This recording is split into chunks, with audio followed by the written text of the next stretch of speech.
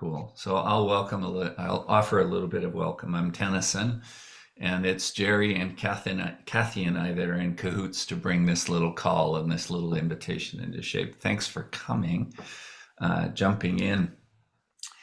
As some of you may know, Jerry and Kathy and I, we're old friends and old colleagues.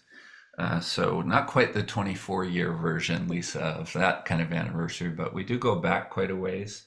And about a year ago, we somewhat spontaneously just decided, it'd be good to have a couple of calls here. And so often, what we do is we'd meet in our friendship, and then we'd follow some curiosities together. And aside from having coffee together or a glass of wine together, we started thinking, well, there's something really interesting about how we get to learn and create these little learning formats or places to be curious with friends. That's a storyline that I find super compelling. So we decided to start recording calls, and we'd meet for a bit and basically go with what was alive in us and be curious about all of that. And in some of the naming, I think, Jerry, it was your voice, but you said, "Hey, what are we going to call this?" Well, I think we're just exploring shades of life here, and there was some musical reference and all of that. So we've been doing that for a bit and enjoying that. And a month or so ago, we just decided, well, jeepers, it might be kind of fun to bring some more people into this. Today is a little experiment in that. And I love it that we get to be the group of six that we are. There might be a couple of others that trickle in. But the piece that I really want to invite is from the heart. It's one of my version of trying to be the good human that I am or want to be. And so often that includes just these spaces for some simple inquiry together and wonder about life and sense making about life that we get to carry with us into the next, and next of the day. So welcome, and thanks for just jumping in. Jerry and Kathy and I have just said, we're really happy being the three of us, and we're happy when others come. And even if nobody came, we'd still have the conversation. So just welcome into that kind of love and that kind of curiosity. As you folks know, we're pretty circly oriented on the whole. And so just want to invite each of our voices into a little helloing and a little checking in. So want to hear from each voice. We'll go around, go when you're ready kind of thing. And just like to hear your name, your geography, as we've started sharing already, and a little bit, 2 or 3 sentences of why'd you choose to come today. Cool beans? Talking pieces in the center. Pick up when you're ready and let us know when you're finished.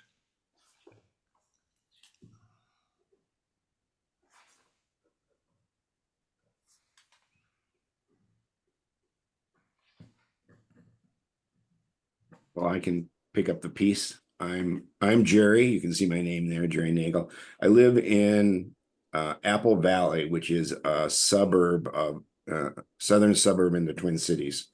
So sometimes the post office says I live in St. Paul, and sometimes it says I live in Apple Valley. um, and yeah, I moved here 6 years ago to be close to my grandkids.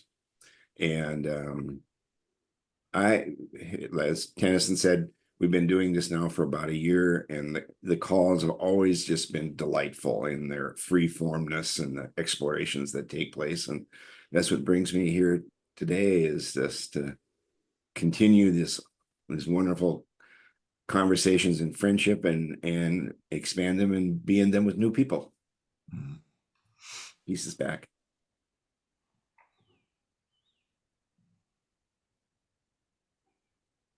I'll pick up the piece. My name is Lisa Hess, and my feet are on the ground in Dayton, Ohio, so the southwest part of the state. I'm a seminary professor at a Methodist school, though I'm not Methodist, and always surprised to find myself there. Don't know how long I'll continue to be there, but I've been there for a long time, so probably a while. I have been through a wide variety of explorations in terms of Circle Way community, open source community gatherings. And this sounded like something like that. I've enjoyed Tennyson for years, and I'm at the start of a sort of the cusp of a new season, not only sort of the new semester, but I've just finished a big project, and I'm like, okay, you know, what do I want to do? I don't know. So I'm saying yes to things that show up in my view screen, and this was one of them. So Mm. back in the center. Thanks. I'll pick it up. I'm Maureen Parker. I'm from Edmonton, Alberta, Canada, or that's where I am right now. And it's my home. My origin or my connecting piece to this is Tenneson, whom I've known for a number of years now through Circle Way. And this invitation just felt right and the timing worked. And similarly, I'm one, I don't mind. I don't know, kind of being in a heart space and opening curiosity and just following and unfolding and being together. So the time worked. And I knew also tonight I'm giving a speech on a topic that's really personal to me. And I knew that this would be a heart way of grounding. So that's part of why I knew for today that works. And I've just entered into a different zone, developing and building a business. And so I actually have the flexibility that I haven't had in almost 30 years when I kind of work that Monday to Friday, give it all to the employer. And I don't say that with complete, but it's just I have a different kind of flexibility and freedom, which I love. Mm. Peace back in.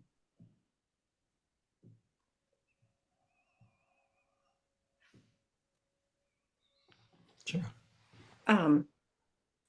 I haven't heard this language, Kathy, for a long time. This circle. I was like, circle, what does circle mean? Talking piece, what? My name's Lynn, as you guys can read, and I'm in Nova Scotia. And Kathy and I go back in decades, I guess.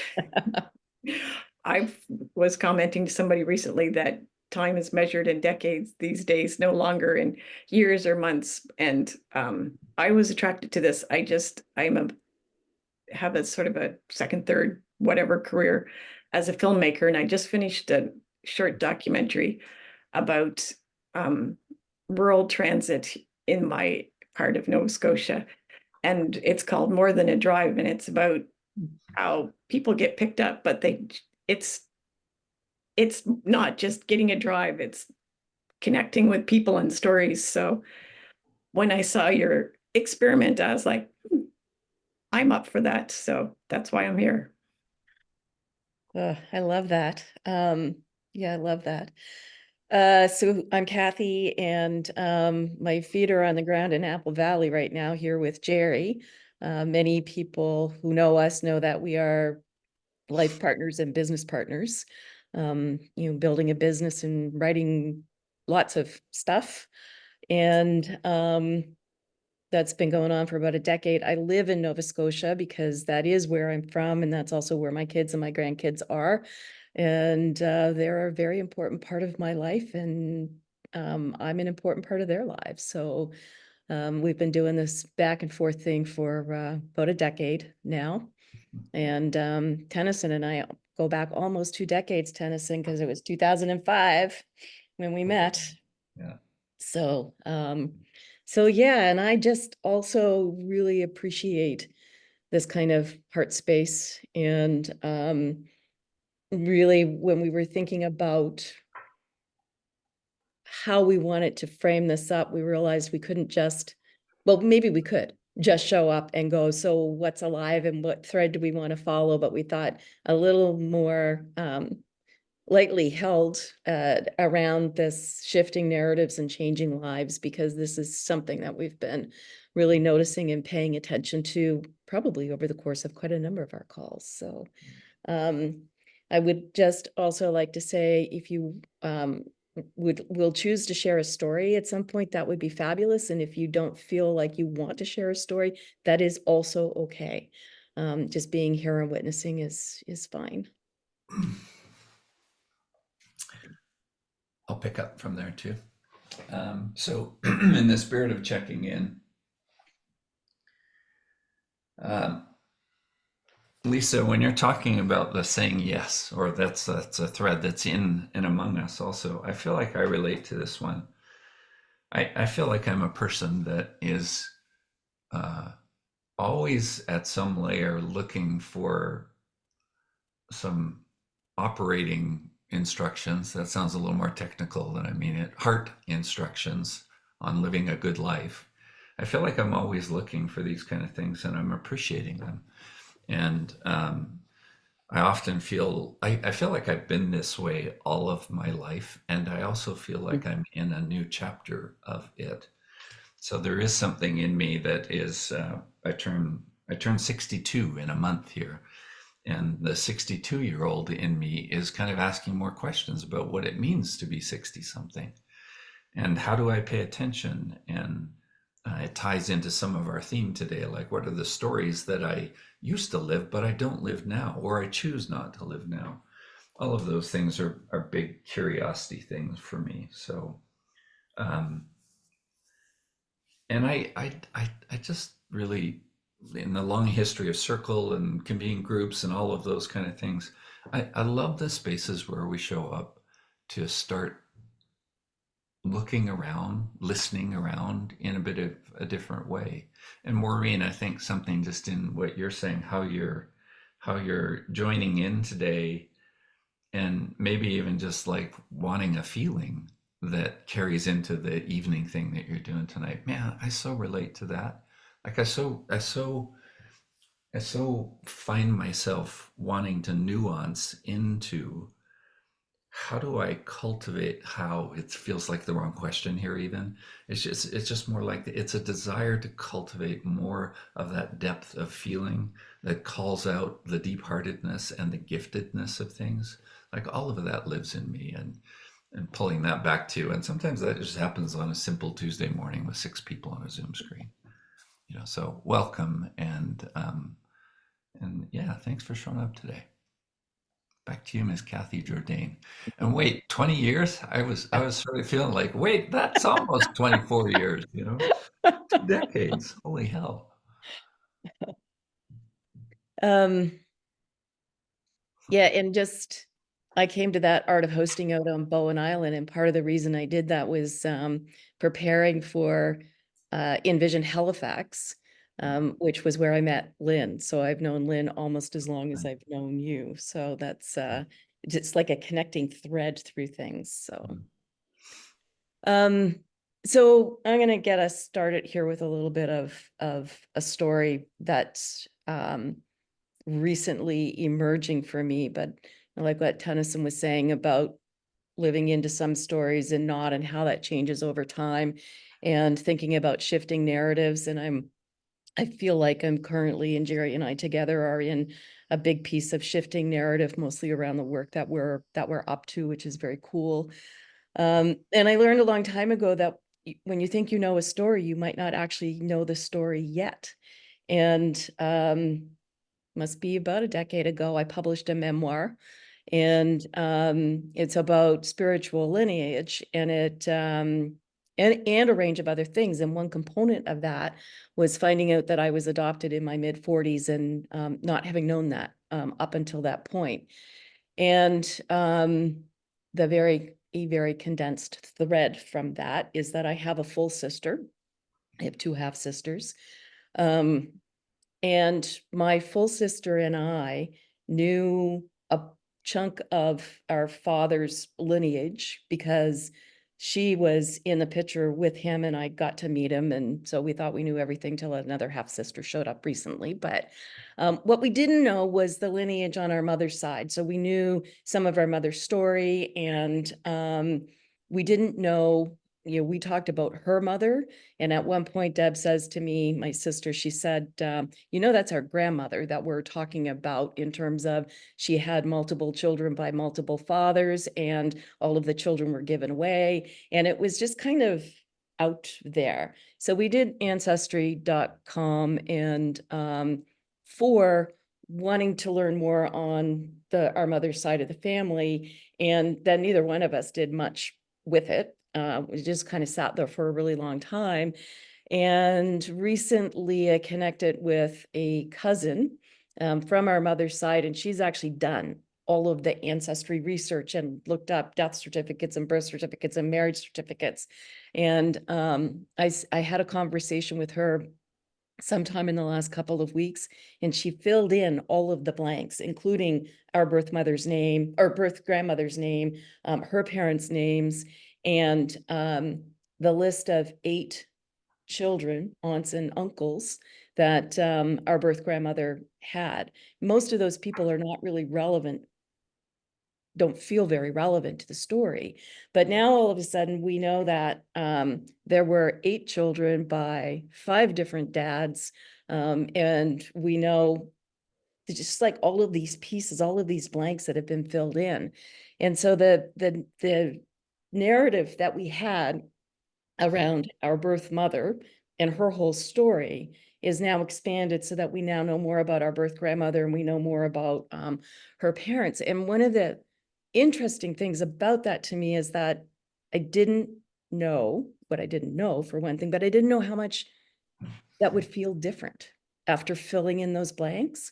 And it feels different for my sister too.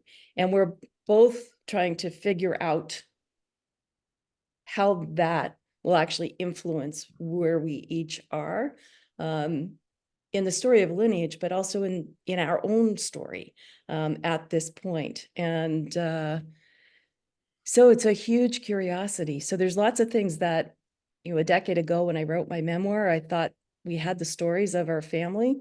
We're just scratching the surface as more things have emerged over time.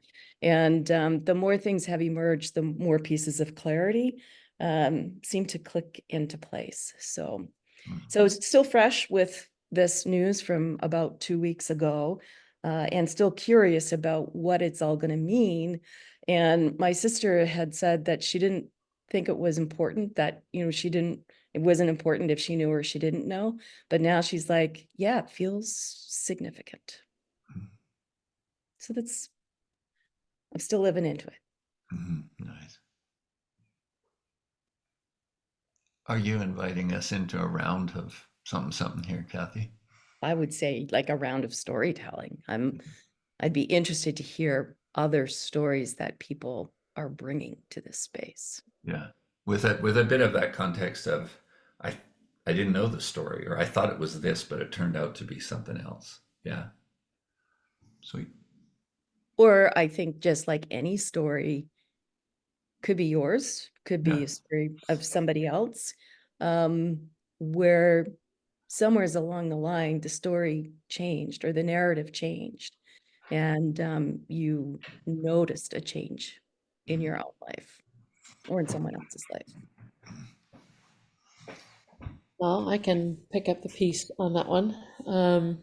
The big project that I finished was a book. It's very much a memoir-esque book, but I'm crossing some of the bridges into what do these experiences have to say about how we engage theology today, if we do. Many of us have just left it in the dust for good reason. Some of us, it's not my path. So anyway, I've called it Living on the Other Side. The subtitle is Sacred Bewilderment, Holy Rage, and A Freedom Beyond Forgiveness. I love that. Really, it is basically awakening to the conscious feminine midlife, 14 years ago, well, 10 years ago or 20 years ago, depending on how you count. And really, I mean, sort of engaging in the writing, it was very much my way to honor the rupture of, I'm a, established seminary professor. I've been in this business for 30 years.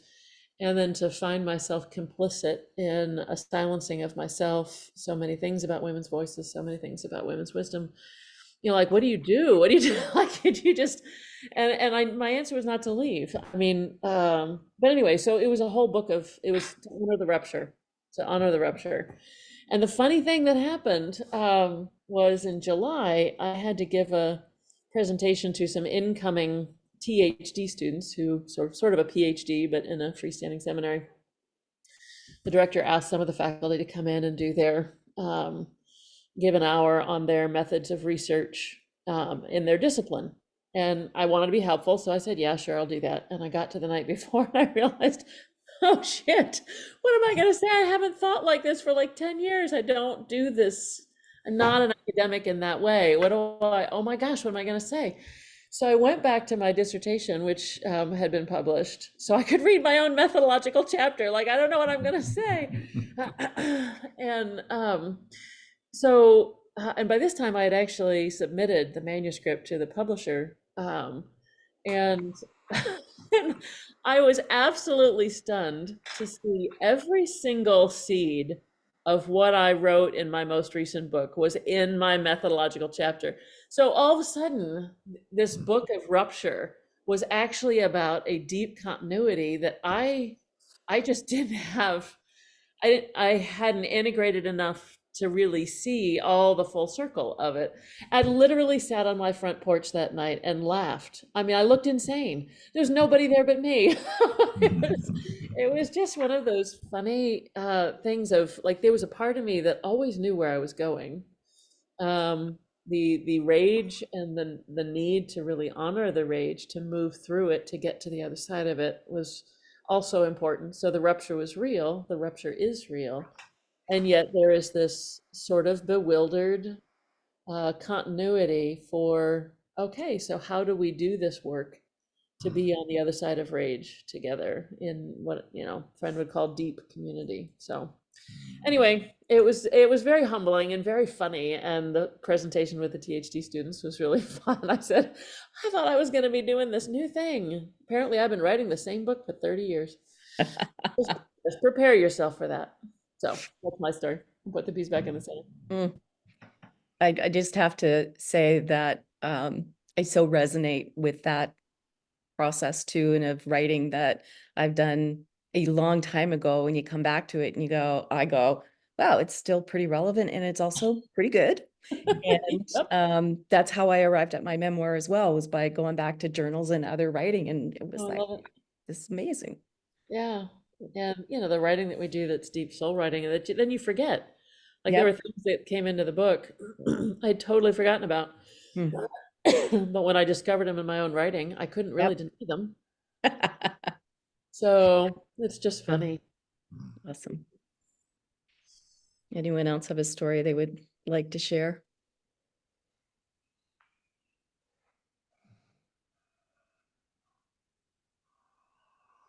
I'll pick up the thread of just the things that we write down, that if we didn't write them down, they're lost. But it sounds to me, Lisa, like they're not lost. Like they're not really gone, even though you can't have them in that conscious recall place in your mind or your brain.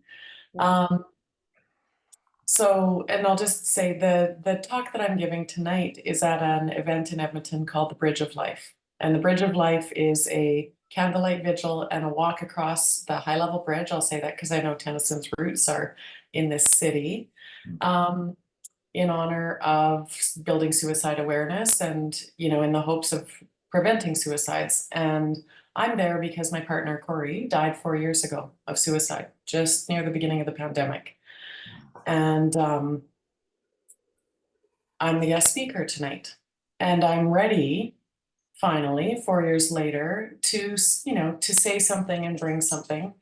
I'm doing it because I received a lot of gifts of people's words during the time, in the acute phases of that grief, and also in the time after, and people's stories, because I really wasn't sure that things could come back together and that the possibility would be there to rebuild my life, right? I just thought maybe it's just going to be at this lower level, and maybe that's just this, like, that's going to go like that. So in the process of doing that, a couple of things have happened. I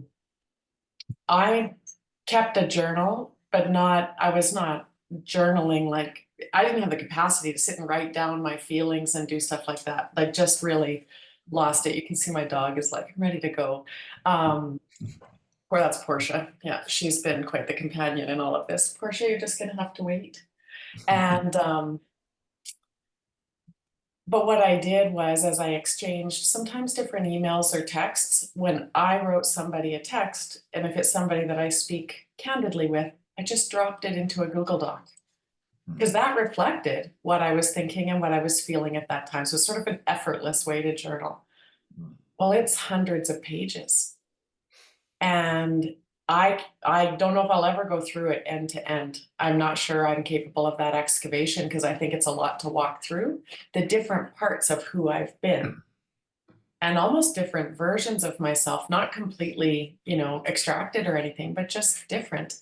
But I printed it off at the library a couple of weeks ago and I just go in and out of it a little bit. And what I'm noticing are kind of what both of the stories have had. There's pieces of myself, inside all of this.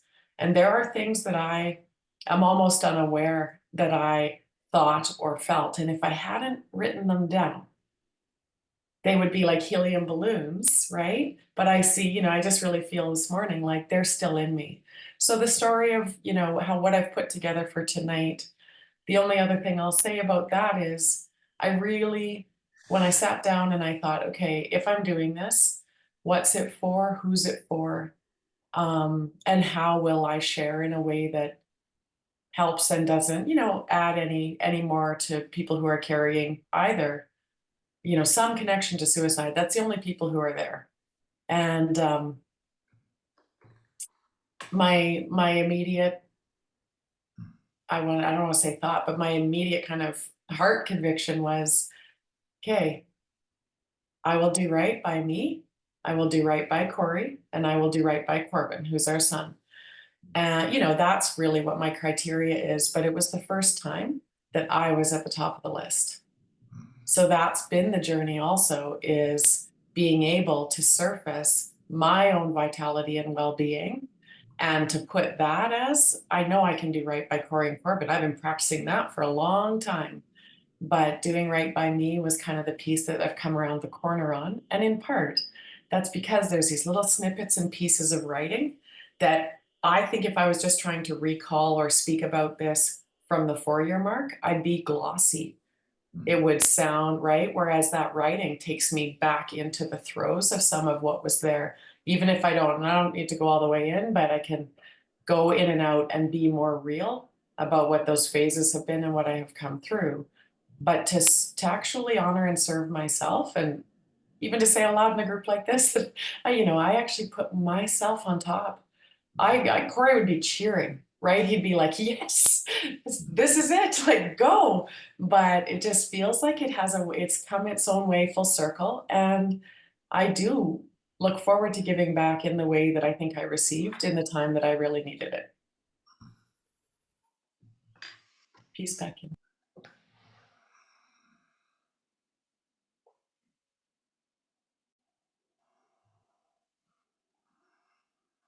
Well, I can share a story, and thank you, Lisa and Maureen and Kathy, for your stories.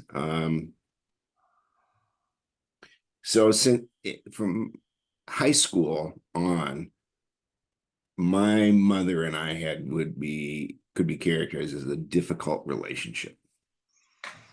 I clearly didn't live up to her expectations as her firstborn, and it was always challenging. And then in 2013, my father died unexpectedly of a heart attack.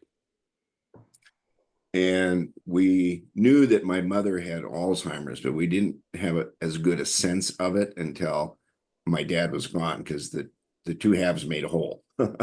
And so we moved my mother to be in the same time.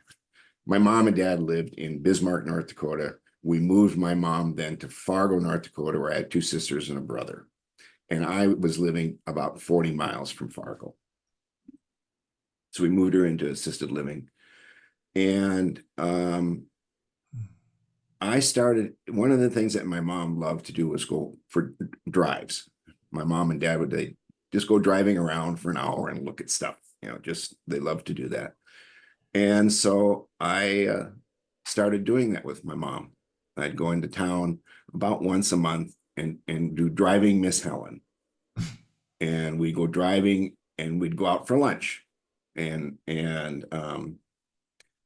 I she was able to do that for about 3 years, to just go out and go driving and be okay. Towards the end, we stopped going out for lunch because that was just too hard for her to be in the restaurant.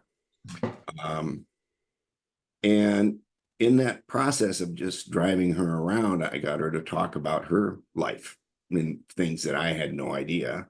And her growing up, she was an only child. She weighed less than 2 pounds when she was born. Hmm.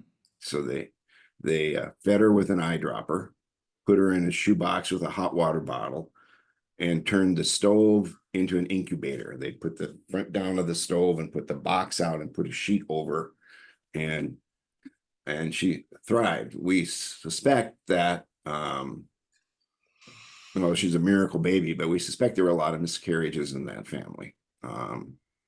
But I learned about the possibility of they had the possibility to adopt a boy, and my grandfather decided not to because they were too poor and he had nothing to leave a son when he died, let alone leave a daughter, something. But a long time ago. But the thing is we really reestablished a relationship that from those first early drives when she was quite skeptical to go with me because we have this difficult relationship, to looking forward to going driving with each other. And sometimes we just go out, just aimlessly drive around Fargo and or go to where new houses are being built and she could look at them or this or that. And then she loves to go out for pizza, so then we go have pizza. But if we wouldn't have had that time together, then the storyline would have always been this difficult relationship. But that story changed, and I'm forever grateful for that time that we had together.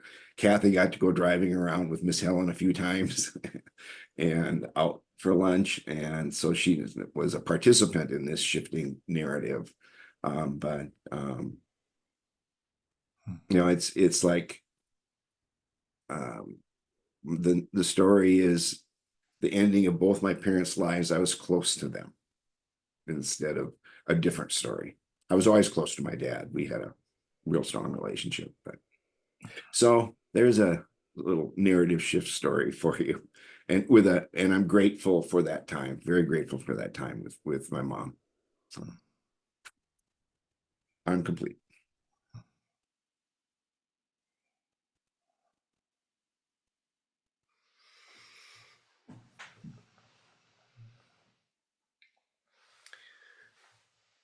I can pick up for a bit. I'm pretty moved by that image, Jerry, of your grandmother in a shoebox with a water bottle and the open door of the oven, incubator style. It's like, holy moly. And I'm also just pulled into this theme of changing stories and trying to think a little bit way through that. What I will share now wasn't what I thought I would share, but it kind of came out as you were speaking, Maureen. Because I had this connection to suicide also. My father took his life when I was 14, and this is way back in 1976.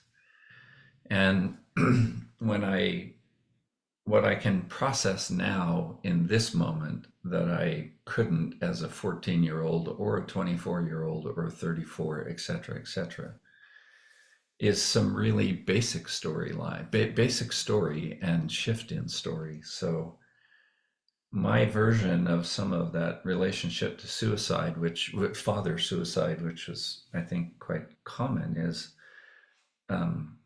taking on fault, somehow feeling like not super cognitively, but emotionally at some level thinking it was my fault. I did something wrong. I know that that's a common thing, right?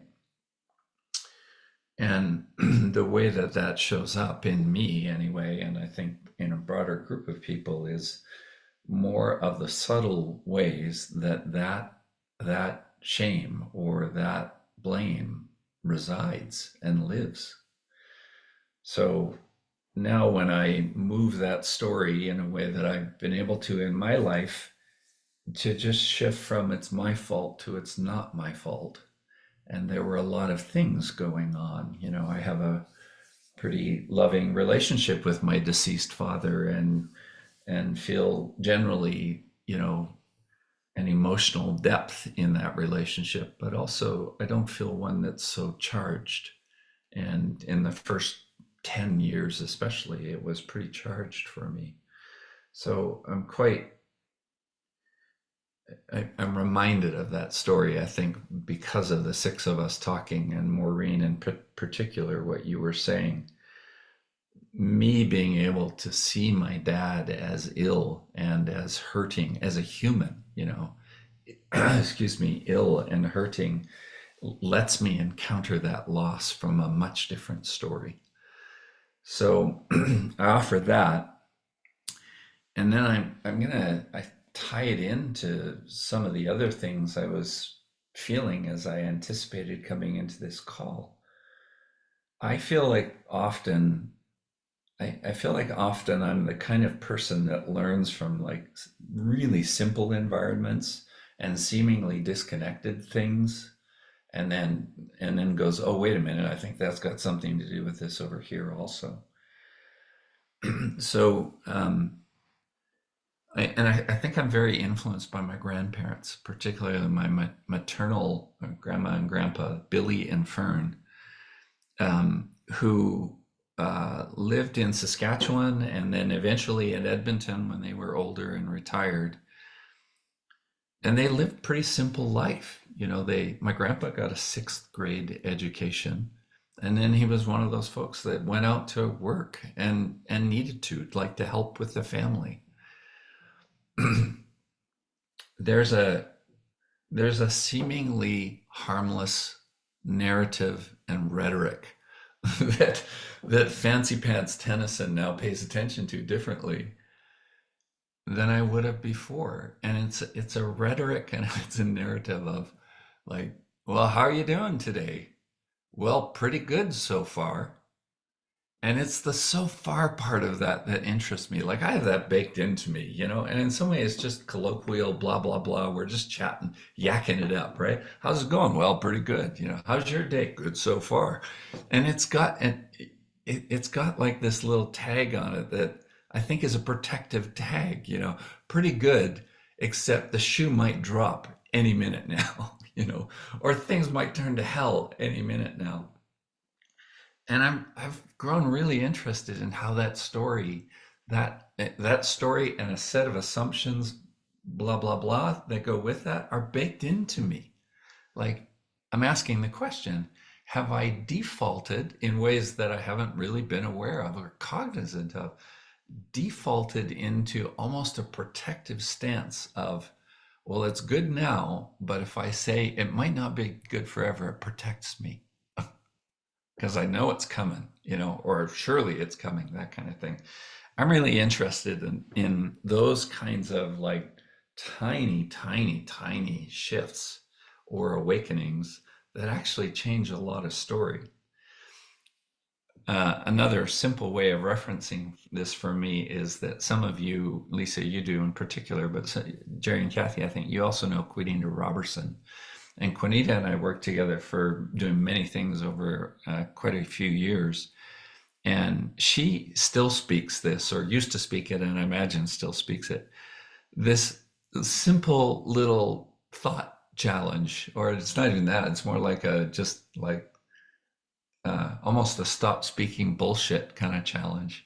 Because she contrasts the life is out to get you, which is what many of us feel at some level, and contrasts it with the story of, and maybe life is out to gift you.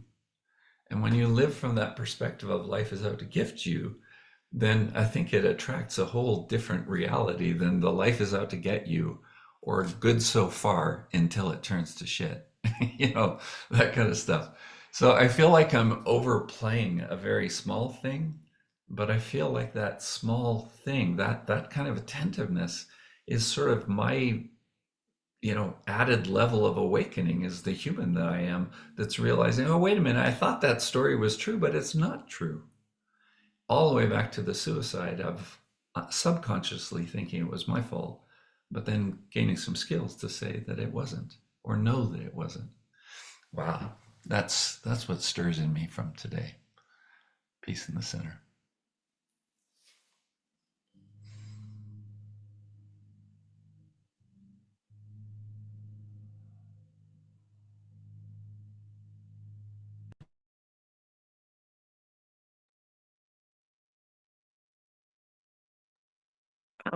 I'm, I think it's that, what's that expression? I'm picking up what you're putting down. I think I'm probably too old and too uncool to say that, but anyway, I did. Good so far resonates with me so much. I think of my aunt, and she used to say, just marching along. And I just think of that, plodding along. And this other person I know used to say, just march along to my death. And I've been thinking about the stories. I have a story. It's, well, it's a childhood story, and it's not a sweet story. I've been writing a lot of scripts about different things that happened, and I wrote a story about this rabbit who died, and it was our pet rabbit. And I remember that my father said to my brother, "It's your fault he died because you didn't feed him." And I thought, oh my beep, I can't believe he said that. So I talked to my mother and I said, Mom, do you remember when the rabbit died? And she said, yeah. And I said, do you remember that he said to Brad, blah, blah, blah? And Mom said, I thought it was you. So I'm like, was it me or was it my brother? So I've been thinking about stories, and stories that I grew up with that are really, if I may just say bluntly, fucking bleak. And I didn't know they were bleak. And now I grow up and I'm like, oh my God, I thought that was funny. I didn't know it was, and it was like so dark and terrible. And I'm like, holy crap. Anyway, that's my story on stories.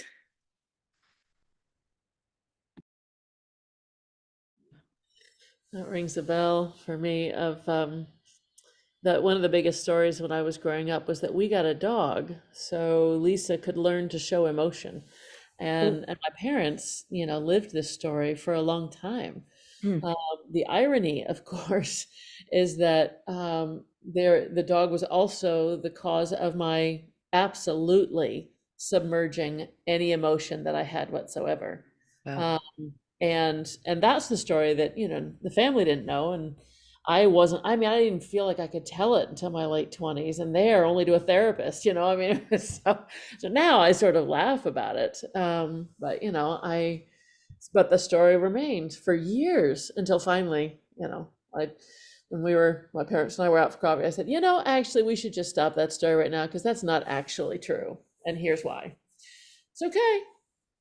You can tell the story however you want. We're getting better at that in my family, as my dad remembers 3 stories together as one, and he pawns it off as the whole thing. But he's getting humble about that. He's saying, well, this is how I remember it. Hmm. So, but yeah, it's interesting particularly when it's like the opposite, or it's not connected to what was, yet we take it in. So, peace back in the center. I would just sort of pick up a little bit on what Maureen was saying about going back and looking at writing.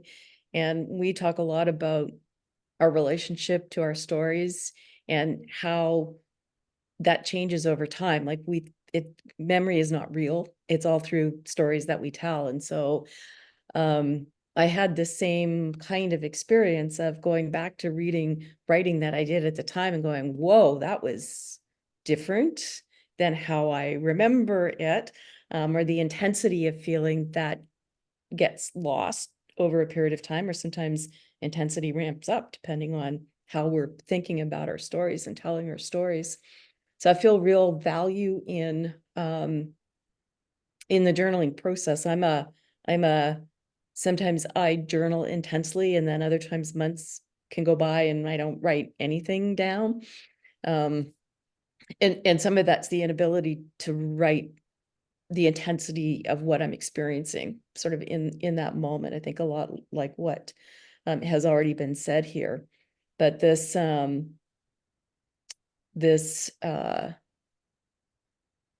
yeah, re-relationing to our stories, and that how I might remember something might be very different than how someone else remembers it. When I wrote my memoir, I said, this is about stories, and they're my stories, and someone else might remember the same situations very differently. And partly I was thinking about how would my father interpret some of what I had written, or my siblings, or whatever. But I think part of the reason I tell stories that I tell is because other people resonate with different parts of that journey. And I think that as we think about our stories and live into them, or live past them, for me, it's all about my own healing journey, but in hearing other people's stories, that can have a healing effect as well. So those are just a few things that have bubbled up for me in listening to all of you. And I'd be curious to hear what's bubbling up for other people as well.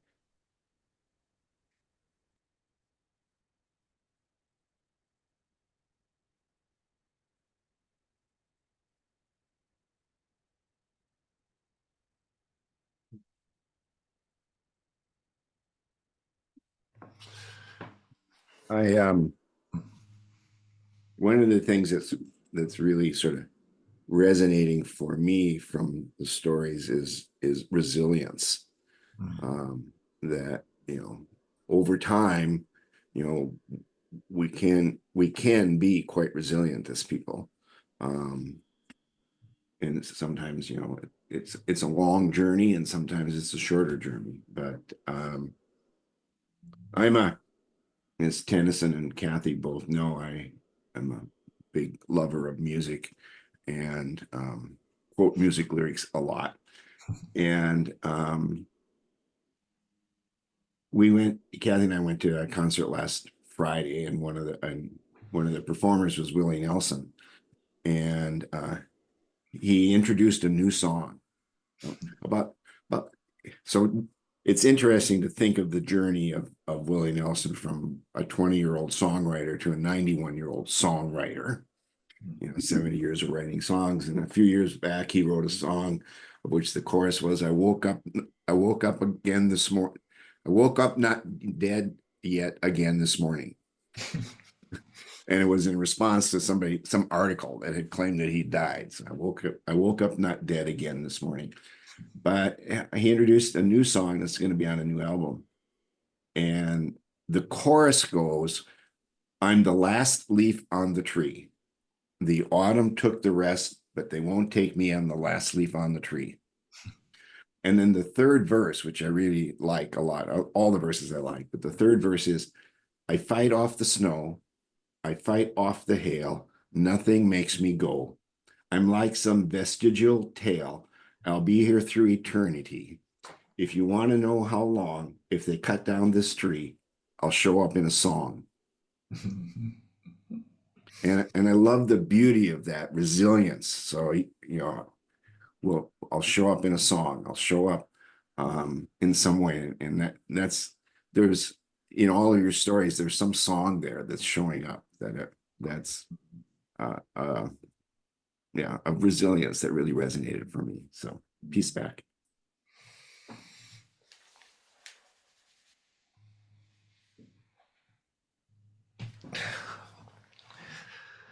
So I'm having this little mini dialogue within myself about, okay, do I want to dive into that little hole and follow that a little bit? What is our timing actually? I've forgotten, Kathy and Jerry. What did we say, or any of you? How long did we say we're going? Hour and 15. Hour and 15. Okay, so an hour and a half would be great then. Just kidding. So I'm just contemplating, like, okay, do I want to, or feeling that in my belly, and I'm going to make the connection because it turns out I just seem to be that kind of learner and can't seem to turn that faucet off often. So one of the things that I recognize feeds into this forest of things here around change stories is that I realize when I, there's a way when I feel like I don't get the story, I feel shame or I feel kind of embarrassed, like, ah, stupid, you didn't get it. And so that's a real, real occurrence or pattern of occurrences, feeling that like, how could I not figure that out? And I think that attaches to another story underneath that of, well, if you're going to be a good human or a good leader or a good something, something, fill in the blank, you should have things figured out. This is the dialogue to self, right? So I feel like that lives in me. And so, thus, when I don't feel, or when I feel like, damn, I didn't even see that coming, there's a part of me that feels embarrassed and ashamed. And Jeepers Creepers, Maureen, I'm going to tie it back into just this thick story that has lived in me about relationship with my dad, relationship with suicide. There's a natural, this is sort of like years later being able to understand a bit more, still learning. But there's this part of me that I think as a young man, young boy, teen, and with that layer of wound, I feel like I adopted a protective stance. And one of the protective stances is make sure you know the story. And so when I miss the story, it's like, oh shit, and it has some extra charge. It's not just like, oh, miss that one. I mean, sometimes it is, right? That's like, I realize I'm sharing a deeper thread of holy moly Tennyson over 60 years. But I think that's also one of the great things about gathering in little random 6 people groups is we get things that arise. So I'm noticing that thread of, oh my gosh, like why would I feel embarrassed about not knowing the story? Why would that challenge my value as a human being? I offer that. I want to pick up on that with like two opposite feelings and experiences, because the one is, yeah, I get that. Like, how come I didn't figure that out a decade ago or whatever? And like, how stupid am I that I didn't figure that out? So that is kind of one I recognize that. The other is thinking about the stories of my birth family in particular, but also my family that I grew up in. There are so many gaps in story that you don't know. So when I wrote my memoir, I had a particular story about my birth mother, um, about my birth grandmother, and about a a birth grandfather who I had known. Um, and all of these stories have turned out to either not be true or have a different influence in them. Um, what I knew to be true back then is different than what I know to be true now because of the different people who've come along to fill in some of the gaps. So just one example is that my birth grandfather was an alcoholic and he'd been living on the streets on more than one occasion. And we all thought that he died derelict on the streets of Halifax. And then it turns out that a cousin had bumped into him in a hospital somewhere, and he'd been living in like a care facility, and actually felt that he'd had a pretty good life. It's like, wow, that's a lot different than dying derelict on the streets of Halifax. And so there's different gaps that have been filled in that have been really quite fascinating.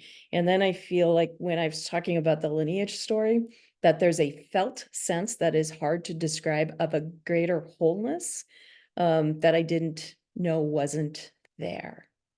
It's like one side of the lineage lit up, one side of the lineage in shadow, and now it's all lit up. And who knows if those are probably not the final stories.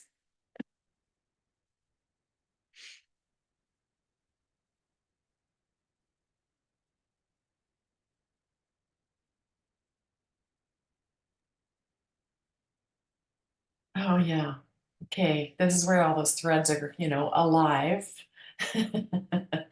This kind of tapestry I relate, Lynn, to just that view and that vantage point of realizing we don't have a lot of questions about our family of origin, and that time, or the ones we have at that time, are underexpressed.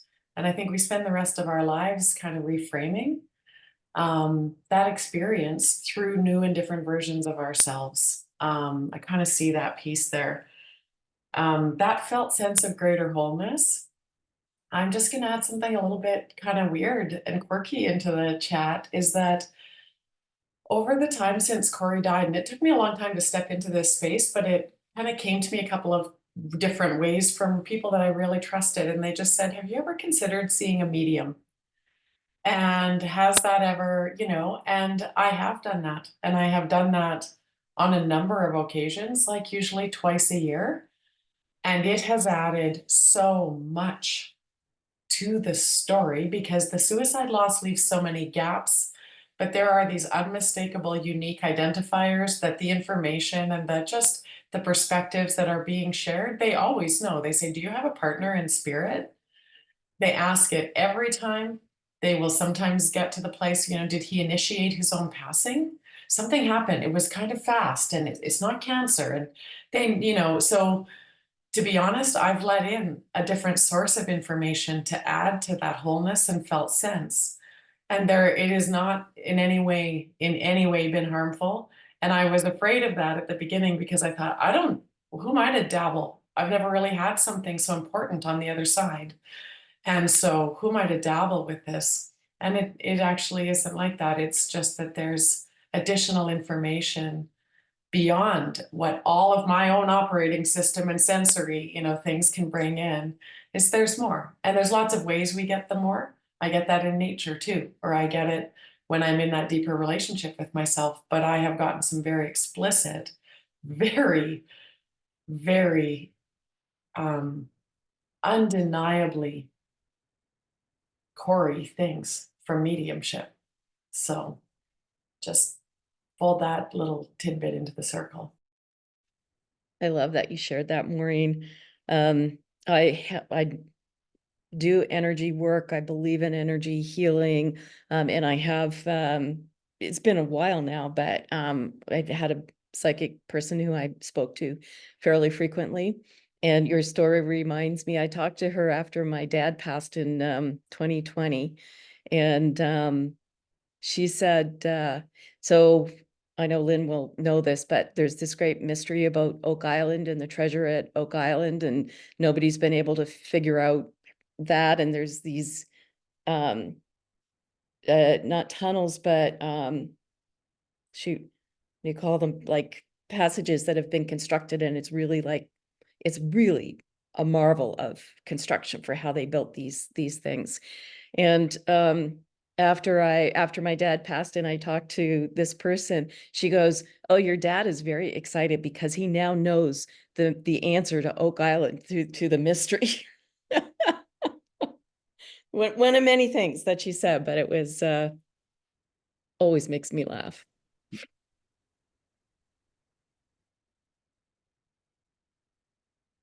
In our worldview work, one of the things that we share with people is we do a lot around human behavior and behavioral science and so on. And one of the things that we share is that as humans, when we encounter a situation that's unfamiliar, or we encounter a story that has gaps in it, we fill those gaps in with something that is familiar to us. Or if we're in a new culture, a new environment, we fill in the unknowns with behaviors that are familiar to us. And so what we work hard is cautioning against doing that. We know our tendency is to move to certainty and familiarity because there's comfort in that. On the other hand, there's great value in being sort of in the discomfort and being open to filling in those gaps with new knowledge, new experiences, talking to a medium, having someone else help us understand a certain behavior in a certain culture instead of filling it in our own way or making assumptions about the other culture. um, you know, the, yeah. And so I love the care to take to not get stuck in a story that's familiar to us because we think it brings certainty and comfort when in fact we're not on the journey of where the story really might take us. Yes. Yeah.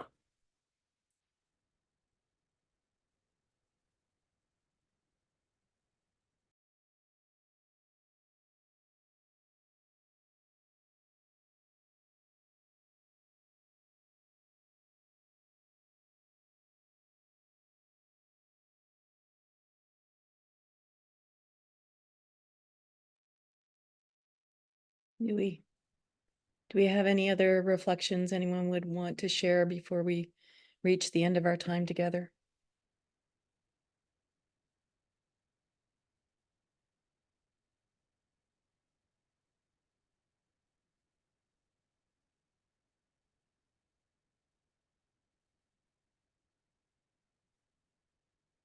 Then I wonder if we want to do a little,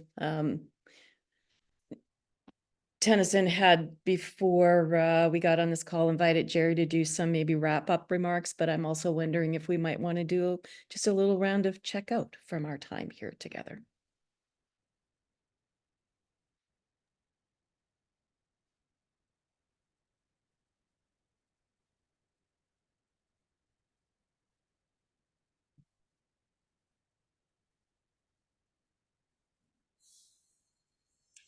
Well, I'll pick up the piece for closing remarks or checkout space. This has been really nice for me, heart space, to be in stories and feel the resonances and some of the, I don't know, confirmation of paying attention to my own stories and also restorying them. That has felt really resonant with me. And so, yeah, soul food. Thank you very much for being here, y'all. Peace back in a second.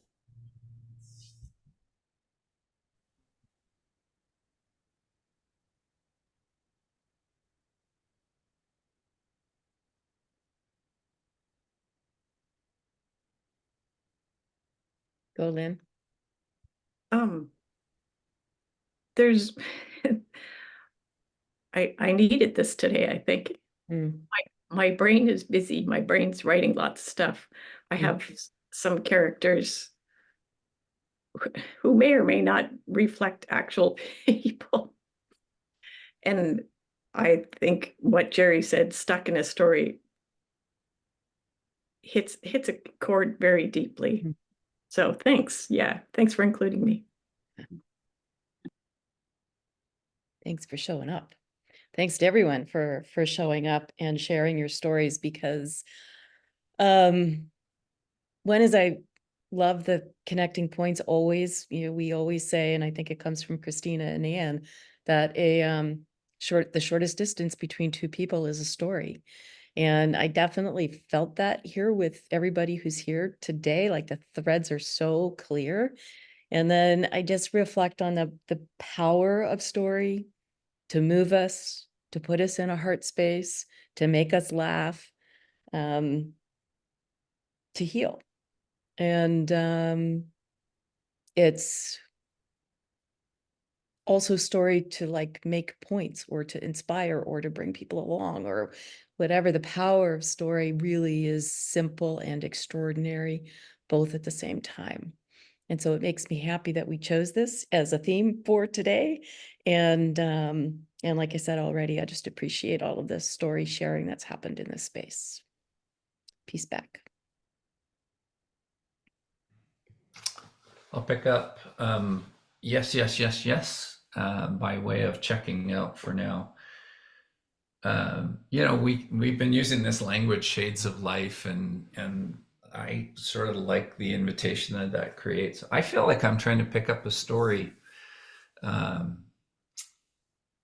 for the human that I am right now, and it includes something about just the joy of learning and the joy of being in connection.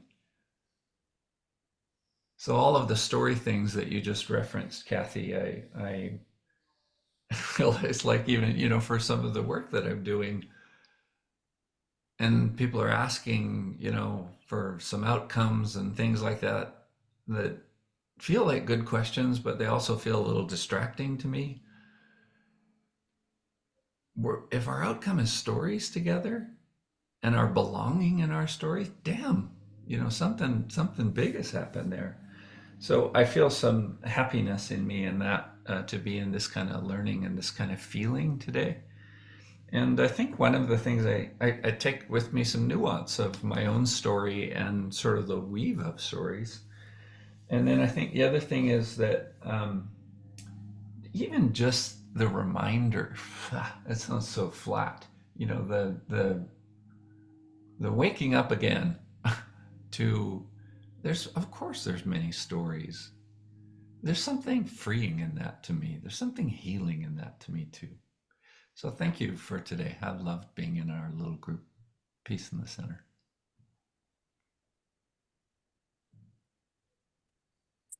There's a little card just over beside me I have on the wall, and the one on the left has caught my attention as we were checking out, and it just says, she never liked passing up opportunities to be fully engaged with something real.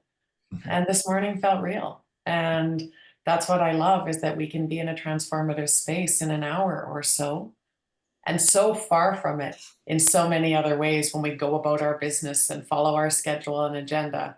But if we find our way to a place that somebody welcomes and invites and creates that container for story and for circle, different things happen. So I'm grateful. Thank you. Mm.